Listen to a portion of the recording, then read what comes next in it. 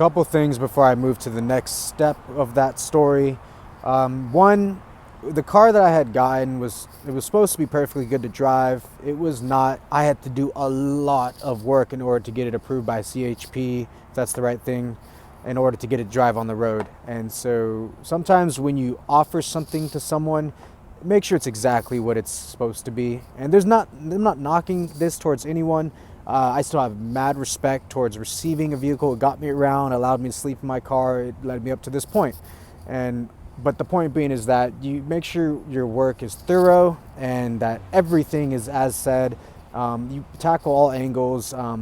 It's just respectful and the right thing to do. Another thing, I had my father tell me that he was going to help me move to San Diego. I had told him, hey, if I try to do this and I leave my job and all this stuff, then I'll be screwed if it doesn't happen and I'll need your help. And then later on, he'd mention like, oh, I never said that when the move never happened because the credit wasn't approved for me and some family members and a family member's friend. And so sometimes when you make promises, you have to keep them. And I'm not trying to push that on him either because, there's just a lot of things that have happened since then. And I love and appreciate him more than anything.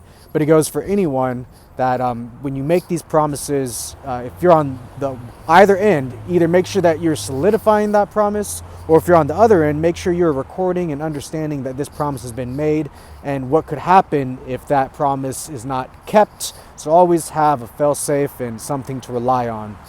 And so ultimately, that was kind of the reason what got me back and forth to my grandparents. But I end up moving out of my grandparents. And there's a lot of things I'm leaving out, but I'm just moving forward as I tell.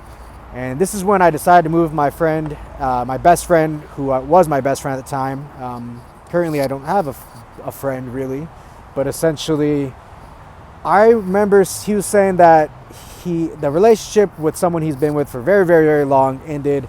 And I was like, all right, well, I'll move in. This will be super cool. And so prior to moving in, I tell my grandpa, he said, if you move out, you can't move back in. And I'm just like, for sure. My grandpa was awesome. He always allowed me to come back in, even when I told him I'm moving out. So I'm like, yeah. So I go over there, but then my friend at the time tells me that I can't stay. He just wants the place to himself for 2 weeks. And I'm like, dude, I'll be sleeping in my car for 2 weeks. Why can't I just stay? Like, why? There's no reason why not. To me, it's like, I remember going to a gym when I was homeless in my car for 2 weeks waiting to move in.